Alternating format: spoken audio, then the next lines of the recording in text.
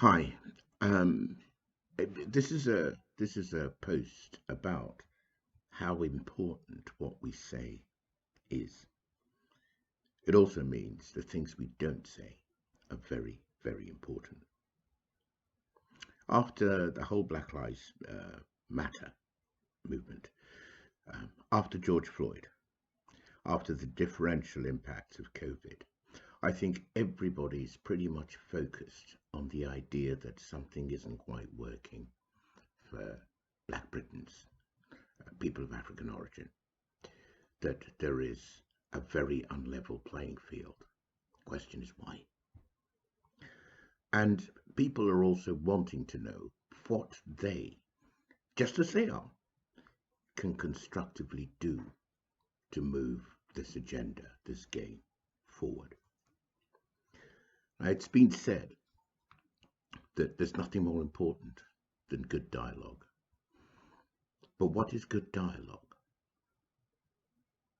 Good dialogue is first and foremost honest.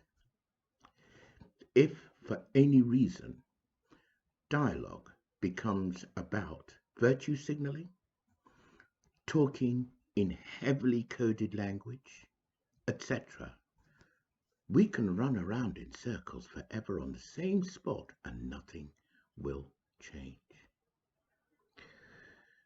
So there are two great blockers to good dialogue, particularly for people of African origin. The first blocker is that we lose the narrative that we are wanting to put across. It's very interesting. There's actually a very good lecture coming up this Friday at 6:30, put on by the Pan-African Heritage World Museum about Africa reclaiming her narrative. But I digress.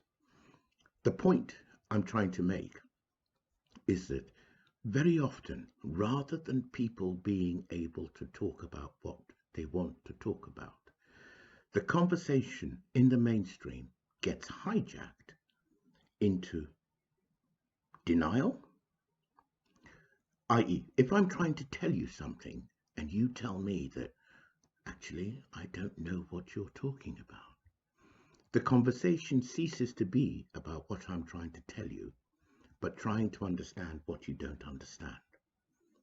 After a very short while, it fizzles out. You don't get anywhere. Secondly, the conversation can very quickly become about the speaker's behaviour. They're too strident, they're too angry, they're too contentious in the points that they're making.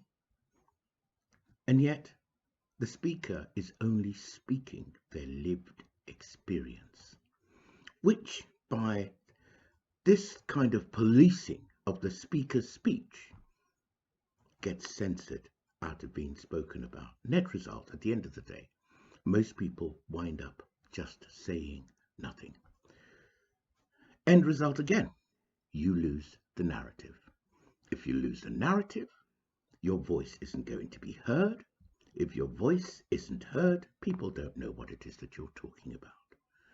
And the big blocker there has always been the issue of, oh, I don't know what you're talking about. And this will come from people who are perfectly intelligent, people who are perfectly human, just like yourself, but completely unable to make a perspective shift to walk in your shoes for the length of time you are speaking your truth. Another thing is your behavior.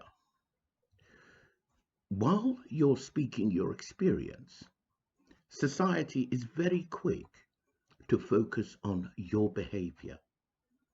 And then the red herring becomes how you are talking, how you are behaving. And again, in the same way, if this continues, the conversation fizzles out. And rather than you being able to advance the agenda, you end up being completely blocked. Now, when people speak of African leaders black leaders not having the gumption, the wherewithal to speak their truth. Please understand, I think this is very important. We must understand that at their level, they are encountering exactly the same blockers: denial, shaming, guilt tripping, and all of these things which wind up fizzling out the conversation.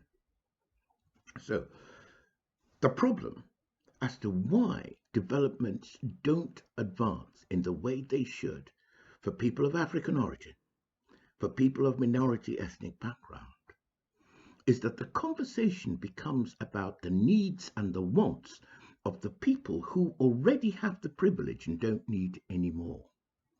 And by making the conversation about their privileges, how they feel, how hurt they are, how victimized they feel, the people who are actually in the positions of power to define how everything is run wind up having to be pandered to all over again. This has to stop. This pattern has been going on for decades, and it has to stop. I'm arguing that right now, the only way to move this game forward, whether you're a junior at school, whether you're an undergraduate at university, whether you're a junior employee at work, whether you're a senior manager at work, whether you're a company director at work, whether you're an MP at work, whether you're the leader of your nation at work, nothing happens unless you speak the truth of your existence and stop speaking the truth of those who would marshal, control, and direct your existence. Now, if it was easy, everybody would be doing it. But it takes courage, and above all, it takes independence of mind, and the individual giving themselves permission to recognize that it is their right to speak their truth. This has got to be the most fundamental human right of all.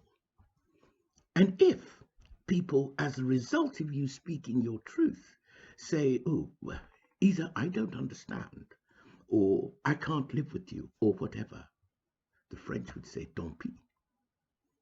That's really their decision to make. Your decision to make is, do you want to be friended by people who will enjoy your friendship through your discomfort because you're uncomfortable? Or do you want to be friended by people who will respect your friendship because you speak as you find things? That is a relationship between sovereign equals. And it seems to me the fundamental point of Black Lives Matter is that we now need relationships between sovereign equals. I'm posting this to YouTube. Please hit the subscribe button at the bottom. It does encourage one to do more of these posts. And share this and comment. Above all, comment and engage with this post, because the dialogue needs to spread like the ripples of a wave. Thank you so much for watching this.